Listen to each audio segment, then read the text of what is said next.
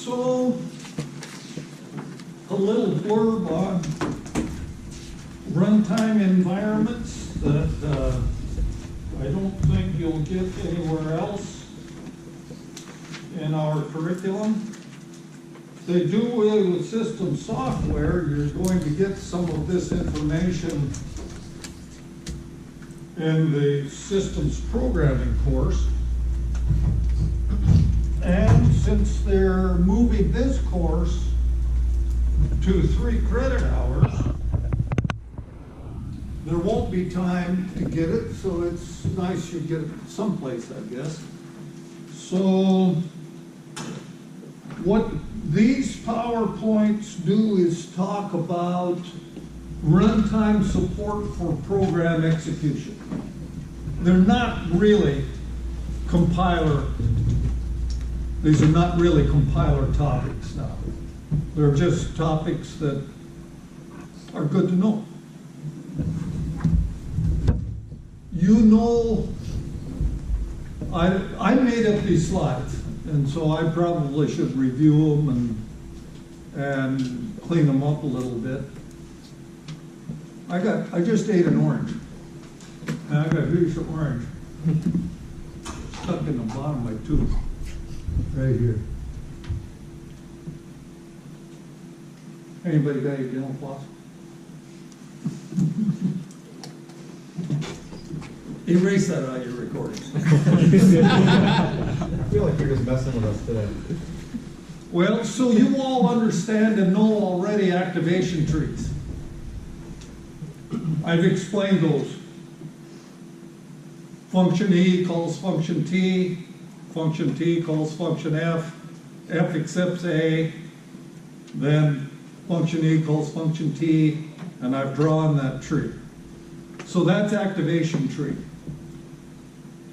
When your program is executing, the operating system allocates what's called a control stack or a runtime stack. It is storage that the operating system uses to keep track of your program's execution. I claim that I understood recursion once I realized this control stack. So, did that last sentence have any meaning to you? All right, so what I'm talking about is this. I've got this program, and so I've got a main routine. It calls a subroutine. I've got a subroutine definition. It calls a subroutine. It calls itself. Okay? So, as you'll see in these slides, there is storage set up. This is computer's memory to support this program. So there's code, that is the definitions of the functions. There is static data. That is, of course, data that is allocated and never goes away, it's static. And then there is a stack, and at the bottom there is a heap. Okay? On this stack, okay, so I'm drawing the stack over here. So on this stack is what's called activation records,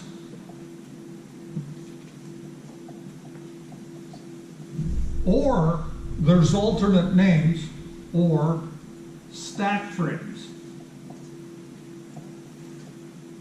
Now I'm getting ahead of myself because these PowerPoints have all of this in it. But so this stack then the stack I draw upside down. So it's the top. I know in data structures you do stacks that held water. My stack for this, for whatever reason, pours water out. Okay? So there is an activation record for Maine. And I've got, again, PowerPoint that establishes the exact contents of an activation record. But some of it is local variables.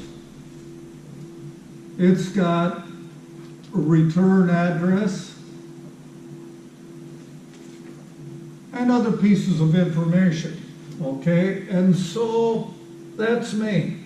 When Maine invokes subroutine S, an activation record is created for subroutine S. And so we allocate a new activation record for S. It's got the stuff, it's got local variables, it's got parameters, it's got a return value, it's got a return address. And so there's lots of information in the activation record for the invocation of S. Well, so that's all cool. When S executes, S invokes itself. So how does the computer pull this off? Why doesn't it get confused? Which S is working? Well, the answer is there's an activation record for S. And so it creates a new activation record. And so all of the same information that's in this activation record is in this activation record. Which means if I had an integer x declared, well, then there's a local x in that activation record, and there's a local x in that activation record, and they're different x's. And so when I talked about backpatching, and I told you make sure it's a local variable, that way you'll get a new backpatch every recursive invocation of the function. And that way the operating system keeps track of which X or which backpatch is current. And so you get this stuff for free as a result of runtime support for the execution of programs. Well, so when I learned about this, I was able personally to understand recursion, because this recursive call now is nothing more than another function call. And so I'm calling S, but everything works as though I were calling T or any other function. The fact that it just happens to be a new function with the same name. And so that's, in essence, what allows recursion to work. Recursion is not magic. It's just the invocation of another function which happens to have the same name as the current function. Now, obviously, there's got to be some ifs or something in here to keep it from calling itself forever. And so I assumed you all understood this, because we talked about infinite recursion.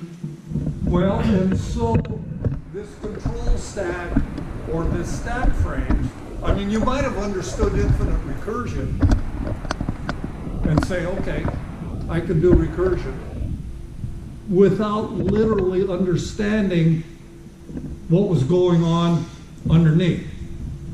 And so when you get infinite recursion and you ultimately run out of memory, it's building this runtime stack so large that you ultimately run out of memory for the runtime stack. And so that's what's going on. Make sense? You're so disappointed, Tanner. You missed the pictures of my youth tractor. My 660 International tractor.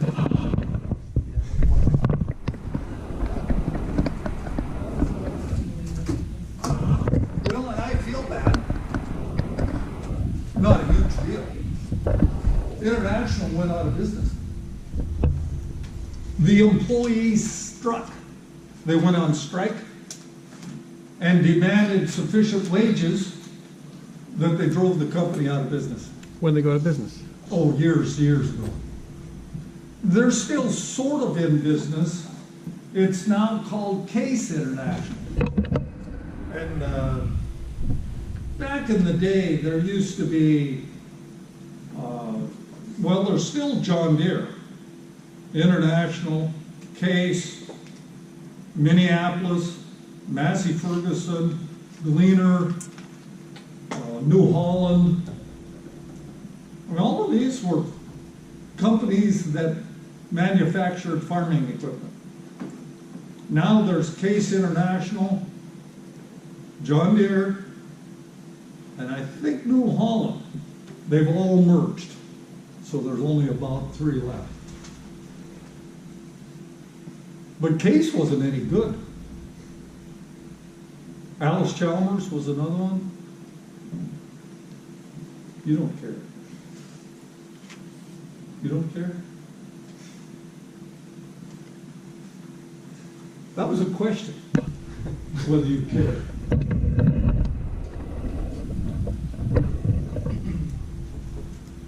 Scope, we already know and understand. We looked at, out of chapter 6, static scope versus dynamic scope, which is on the quiz today.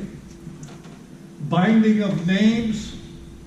These are some bindings that are an example.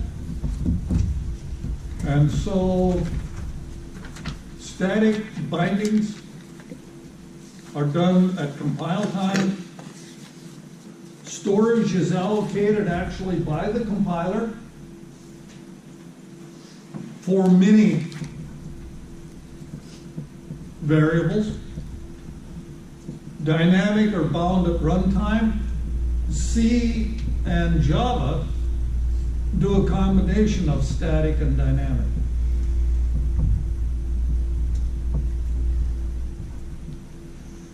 Data does not exist after the function finishes. Well, and that too makes sense.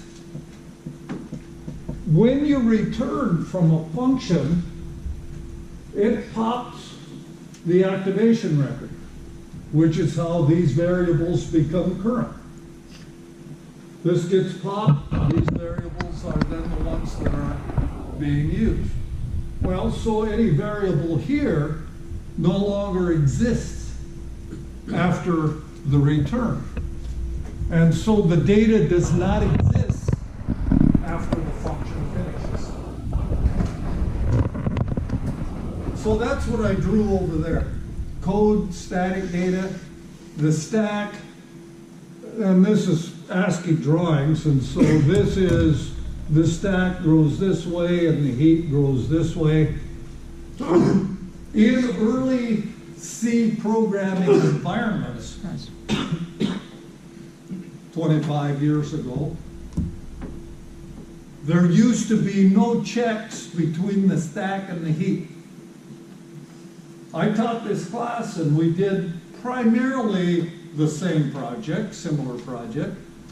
Students would come to me and they would say, my program works fine if you give it an 8-line program. I gave it a 30-line program. It works for a while, everything is good, pretty soon it crashes and I get really weird results. I just get bad data. Well, and so that was somewhat confusing. We studied it. We learned the stack was running in and overwriting the heap. And there was no protection. in the runtime environment. And of course, you all know, in early versions of operating systems, and I used to do this as a student. I'd write this program. It worked great for a while when the program was executing. Pretty soon the program would hang and the keyboard didn't work. Literally, the keyboard wouldn't work. I'd type, nothing. Try to kill the program, nothing. Well, and so the only choice was to pull the plug, kill the computer and have it reboot. Well, what was happening was I misprogrammed a pointer and I stored data into the operating system, the part of the operating system that was talking to the keyboard. Guaranteed that's what was happening. There was no protections. In early computers that ran DOS, disk operating system, the first operating system from Windows, it was a single user, no networking. You had a dedicated computer. It was your computer. And I wrote the compiler on that computer. No hard drive, 2 5.5-inch floppy drives, 5.25-inch floppy drives. And so the floppy drives would sit there and churn and talk to each other and churn, and pretty soon the program would be compiled. Then it would run, and pretty soon the keyboard wouldn't work. So I'd have to figure out what I did wrong. So that's the kind of computing I grew up with. It's right up there with the 660. Similar, although there was no straw that flicked you in the face. You missed that story. Yeah. You'll feel bad. There will be a hole in your life that'll never be filled now. The story will be in place. I have been asked, if that story is going to be on the final exam. Have you ever said yes? Everything is on the final exam. That's a standard answer. So, on the stack, you allocate activation records. Local variables get new storage. It enters information in its fields. These are the information. An activation record, also called a stack frame, contains these pieces of information. Return value, actual parameters, optional control link, optional access link, saves the machine status. When you enter subroutine S, mains registers and information has to be stored, has to be saved so that main can continue to execute when S finishes.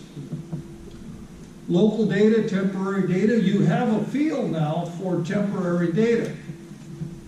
You're generating intermediate code and you're creating T1, T2, T3 temporary identifiers or temporary variables.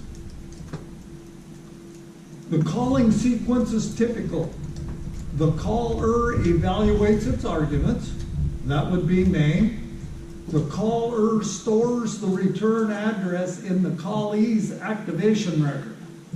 And so when main calls S, main is executing, and so the return address is stored by the code in main in S's activation record. So the return address gets put in there by the main routine, which makes sense. The main routine is the only one that knows the address at which it has to return to. The caller stores the stack top. The callee saves register values and status information for the caller. So this is the typical division of labor between the calling routine and the called routine. Make sense? You all look bored now. You need a new story. I have a new story. I know. My knees are killing me. Last evening, I played hard tennis. I tried to win. I got beat 6-3. I played hard. I burnt 1,400 calories in an hour and a half. I had a match. You're going to love this. This is scary. I may not have to retire. I may die. I had 167 heart rate at the end of one of my rallies. Well, oh man, that's pretty high heart rate. For you all, I mean, 167, 210 for you, probably no big deal. That's resting. That's you resting. That's a little high for a resting heart rate. Just a little. Well, so my right knee is killing me. I got to play him tomorrow too. I'll get on my exercise bike tonight after class and then we'll fix everything. This time you got to make sure it's 3 out of 5. That way, even if you get the first 2 games, you still have a chance. Yeah. Well, typically we only play 2 sets. It takes us an hour and a half to play 2 sets. I'm mad. Before I hurt my shoulder, I was beating him. And my shoulder's good enough now. I shouldn't be beating him again. On the other hand, he played for 9 months and I sat in my chair rehabbing my shoulder. So that happened to me in my last year of high school with the tennis team. I like right when I was starting to play, I didn't play tennis again. And I was in a car wreck which caused like this joint to be strained, so I couldn't play tennis for another couple months. And then by the time tennis started again, I was horrible compared to what I used to be. Yeah. That all happened. So the return sequence. The callee restores the state of the machine for the caller. The callee places the return value next to the activation record of the caller. Restores the top of the stack pointer, and the caller copies the return value. So when this does a return of X, if I had coded that, it would have put X's value, depending on which one we're doing, it would have put X's value right here. Then this activation record would have come in and got X's value that it needs. So it just stores it here, but it stores it at an offset. When you did system software, I feel bad about that. I didn't lose the vote yesterday in system software because we ran out of time. So I'm going to lose the vote next Wednesday instead. But you in system software talked about relative addressing, yes? And so you did asterisk plus something, or asterisk minus something, the current location and some number of bytes up or down in the program. When I talk about relative addressing, replacing the return value to the next set of students, they're not going to have any idea what I'm talking about. I'm going to have to go back and explain relative addressing. You're now more limited time. In only 3/4 of the time, or 2/3 of the time. That must be a hard concept for, 5th graders. You go from 4 credits to 3 credits, it's a 25% reduction. You go from 3 credits to 4 credits, it's a 33% increase. I mean, it's the same thing. Not really, I know. I understand it. I still think it's a hard concept.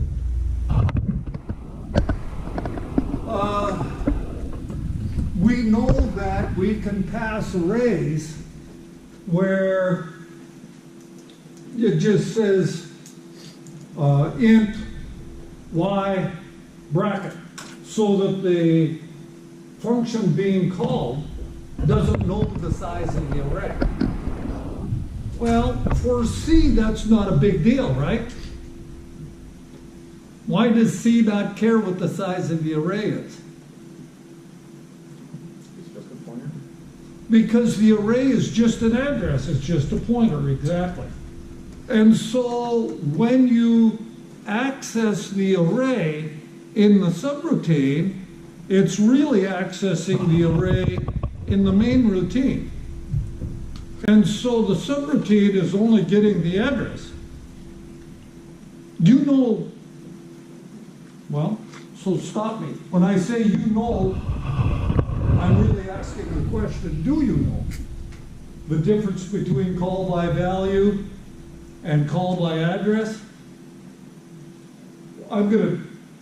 That's in these slides too. What's the difference between call by value and call by address? And when you're trying to call to a specific value and when you're trying to call to a pointer, you don't care what's there, you just care about what's in that address space. Okay. How does C do it? Call by value or call by address? Isn't that a little bit of both? It does value for the, like if you do int I equals 5 and pass I, it'll do the value. But if you do an array, it'll do the reference. Or am I mixing it up with Java? So Josh's comments are pretty much right. But, and you could write this down, C only does call by value, period. So why is Josh sort of right? This pointers.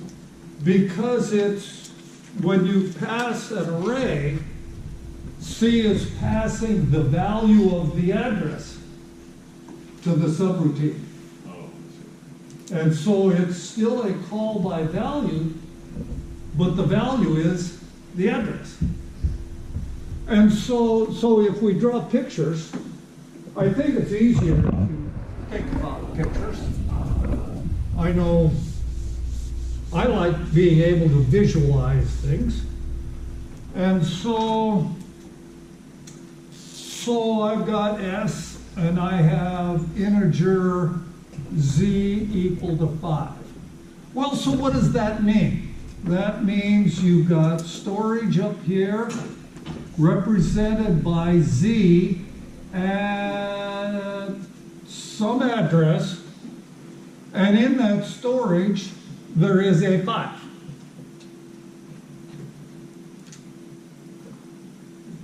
There are seats up here you can sit in if you can't see this. You okay? While you were doing this? Oh, no, it's Trying to look around Campbell. Yeah, you gotta slouch down, Campbell, crawl under the table. fine. It's all good. And so I got storage at some address with a 5 in it as a result of this. And so then I invoke S and I pass it Z. Well, and so I pass it Z into Y. Well, so what C then does is it creates storage for Y in the activation record of S. And so I've got storage for Y, and it puts a 5 in here. And so the value of Z is passed into Y.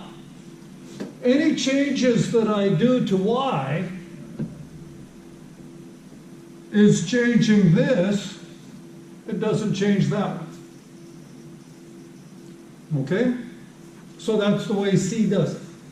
Well, so now if I've got integer W and it's an array, well, so then I've got storage for W. And so here's W. Well, it's at some address, 1038. I'm obviously making up the addresses. And it's got 40 bytes worth of storage allocated. And so when I invoke S and I pass it W, then I'm allocating Y.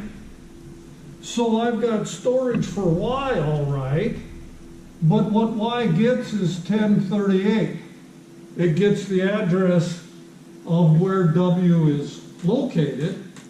And so when I come down here and I say W sub 3 is equal to 18, it dereferences W. It goes to the address, I'm sorry, when I say Y sub 3 is equal to 18, it dereferences the address of Y, so it goes to this location and finds 3, index 3, it'd be byte 12 off of this address, and puts in an 18 in there.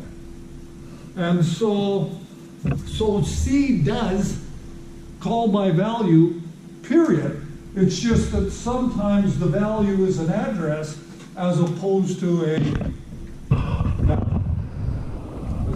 well, they're all integers, or maybe, or floats or something. But, and an address is an integer. And so the value is an integer address versus an integer value. Make sense? So this comment does not apply to C.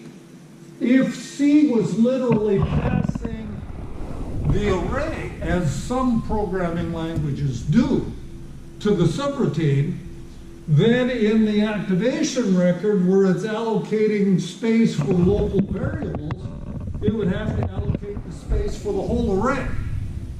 And if we pass it just bracket, then the subroutine itself doesn't really know the size of the array. So generally speaking, activation records are of fixed size. I've just been reading about this. And I'm reading about it because I told you I was reading that book they want to use for systems programming. Well, and so they're talking about how the family of x86 Intel processors do things. And they say they always allocate in the activation record space for 6 parameters. Period, 6. Well, and so if you pass fewer than 6, cool, you wasted a little space. If you pass more than 6, then you've got to make provisions for a bigger activation record, which they don't really want to do. They want activation records to be fixed size, which makes stack operations efficient if they're all the same size. Well, so if I pass it a 1,000 element array, then I'm not going to put it in the activation record. I'm going to allocate additional space according to the information outside of the activation record. Now, why is that? I don't know. I don't know what advantage, if I have a big array, what advantage there is to allocating the array down here as opposed to allocating it actually in the activation record. But the information says a big array that's literally passed by value is going to be allocated down here rather than in the activation record. That way the activation record can remain relatively constant size. Now again, I repeat, C has no issues with that because C is passing the value of the address, and so it's home free. Make sense? It also says the arrays and pointers are basically the same thing. Arrays and pointers and addresses are basically the same thing. Yes. And for that matter, to a large extent, references in Java. Well, and that puts me on another kick. I love this stuff. When I grew up, we had procedures. Then we had functions. Now you have methods. They're all the same thing. I mean, the subtle differences. Well, and when I grew up, we had mainframe computers. You know what a mainframe is? And so we had terminals. And all they were is dumb terminals. And so they had wires that connected to the mainframe. So all your computing was done on the mainframe. Now we have cloud computing. It's the same thing. Sort of. Almost. I remember Walt had this sort of ran a couple times during hardware last semester. Yeah, so when I was at Nebraska, I was in Ferguson Hall, and you had to walk about a quarter of a mile to Nebraska Hall, which is where the computer was. Now, there were terminals in Ferguson Hall, but we were talking to the computer in Nebraska Hall. All right, no big deal. Now you hook up with Amazon Cloud. Well, the computer isn't a quarter of a mile away. It's in Seattle. Well, no big deal. It's still remote, and you're talking to it. And it's being computed as a mainframe. Well, the concept is the same. I was talking to, what was it? Yeah. I was talking to an employee who works for Cisco. You know what Cisco is? SYSCO. They're a food distribution service. And so you go to eat at, who knows, Monty Inn, you're eating Cisco food. I don't know who their clients are, I made that up. Pretty much what most of the restaurants in the city. I work at one Yeah. like recently. Yeah, And all the restaurants on campus are done with Cisco. yeah. So you're eating, almost anywhere you go, you're eating Cisco food. Well, so what are they doing? They're doing cloud food service. Well, they're not manufacturing and cooking their food locally. They're outsourcing. So the concept of cloud computing has been around forever. It's just that we hadn't been doing computing. I mean, it went from mainframe to PCs. Now it's back to sort of mainframe again. Now, I say sort of, because when I was doing mainframe computing, we had one computer.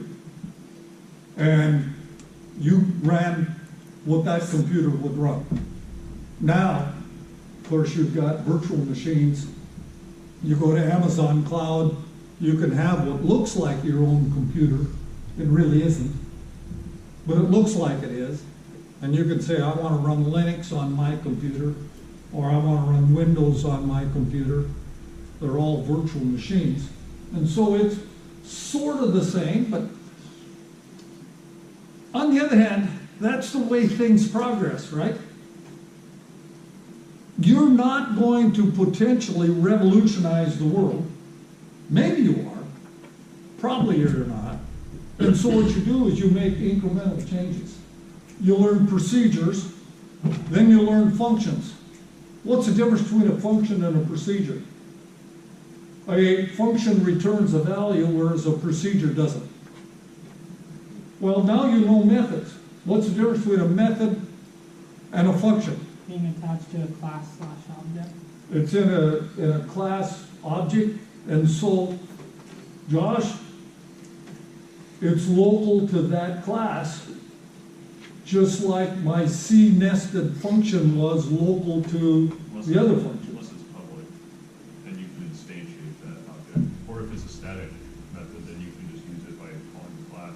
Well, it's still attached to a class, regardless. Right, but that doesn't stop it from being used elsewhere, depending on the context. Yeah, but it's still attached to a class.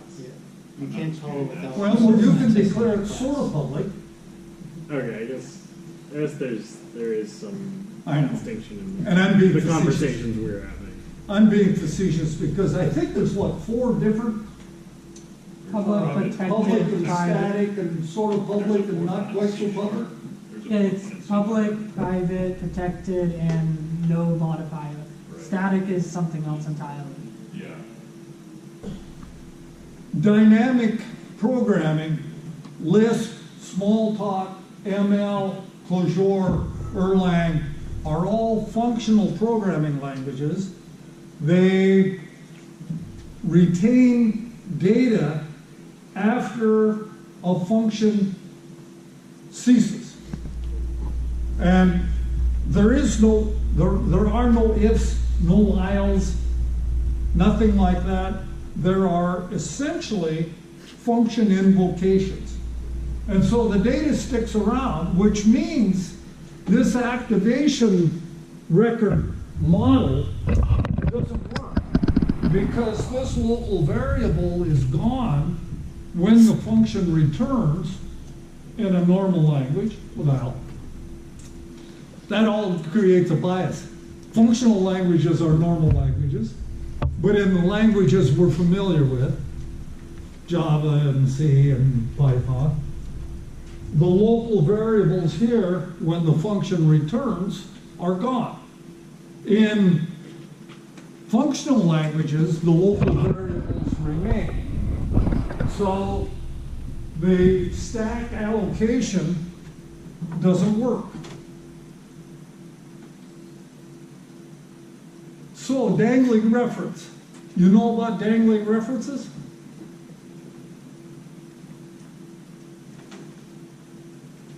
So I'm going to give you I got a half an hour.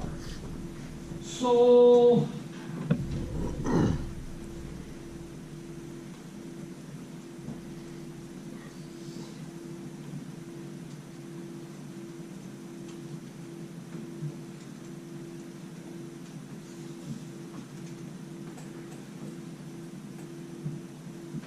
you know that I know faculty that won't log into a computer with the camera on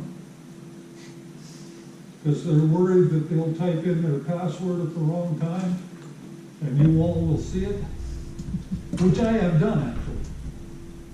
They might type those instead of zeros.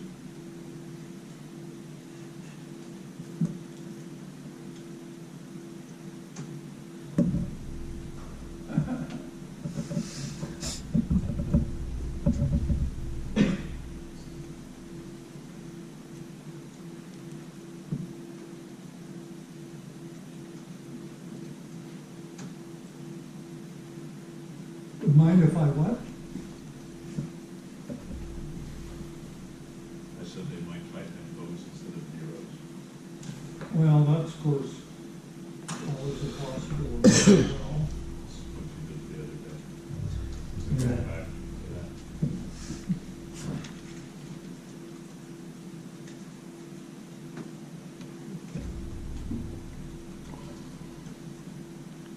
So anything wrong with this program? Yes. So I've got a main routine, I've got P a pointer, pointer to an integer, and I invoke dangle. Dangle is up here. Dangle allocates a local variable I, puts 23 in it, and returns the address of I. So P gets the address of I out of this local function. All right? Cool. Prints P, prints what P is pointing to. What's it going to print? The address. It's going to print that 23. Now, what's happening, of course, is I've got an activation record for main, yes? I've got an activation record for dangle. And so this is now called dangle. In the activation record for dangle is where local variables are allocated. So I've got storage for P. And I put 23 in there. Okay? Now, P is sitting at 1182, some address. So I return the address to main. So So this P, I'm sorry, I'm mixed up here. This is I. And so I've got a P in here. P receives the address of I. So P has storage, and it's got 1182 in it. Yes, you with me? All right. Now, Dangle's, the function returns. So what happens when the function returns? The activation record is done away with. And so we have a situation where our runtime stack looks like this. Now, there's an I hanging out down here that's got a 23 in it. It's in storage, but the storage isn't actually allocated anymore. The storage is hanging out. I mean, the computer's memory is just one big, long piece of memory anyway. So the storage is hanging out. And P references that storage that's hanging out. So this print, it's going to print 23. Because even though the storage isn't allocated anymore, it's still hanging out. It's still there. That's what I mean. I mean, it didn't go away anyway. Well, so then we invoke subroutine sub. So the activation record for sub is going to overlay where the activation record was for Dangle. It's going to allocate this same storage on the runtime stack. Then sub creates some variables. It just creates enough with the goal of overriding I from the previous activation record. That's sort of why there's three of them there with different values, 30, 20, 10. We don't literally know where the compiler is going to allocate those variables. They should be in relatively the same spot in the activation record for sub as they were for Dangle. I mean, the code it's right up on top. It's right up on top. They ought to be at about the same place. Okay? So, we argue this print is going to probably print 23 because the code hasn't been overwritten. But this print, we argue this print is likely to print 30, 20, or 10. We think maybe. Now, no matter what, it's bad code because I'm referencing storage that doesn't exist. And so what happened? Where'd all my program go? I claim Dangle is still there. Yep. So I'm going to compile Dangle. I'm going to compile it to a bad program, and I'm going to compile dangle.c. And so the compiler is smart enough to say, hey, guy, you're actually screwing up here because you're referencing a storage that doesn't exist. So bad program I'm running. And so the first time, indeed, it printed 23. The second time, it printed 10 out of sub's activation record. Now, the storage isn't allocated in either. Both 23 and 10 are referencing storage that no longer is allocated, is no longer part of an activation record. Make sense? Bad program. These are real C programming errors that people do. They return pointers that address storage areas and functions that no longer exist. That's a good way to get a program to crash. So why do you do 10 as opposed to 30? Or is it something that might even change each time you run it? One time's Well, 10 and another time 20? What we're doing is we're simply addressing storage in the activation range. Right. I think it's probably going to hit 10 every time because it's how they're allocated. We know, for example, that integers are 4 bytes big, but addresses are 8 bytes big. And so P from dangle is referencing an 8-byte storage area, or is using an 8-byte address to reference a 4-byte storage area. And so that's why I put 3 of them in there, in order to hopefully hit one of them. Last semester, when I ran this program, it didn't print 10.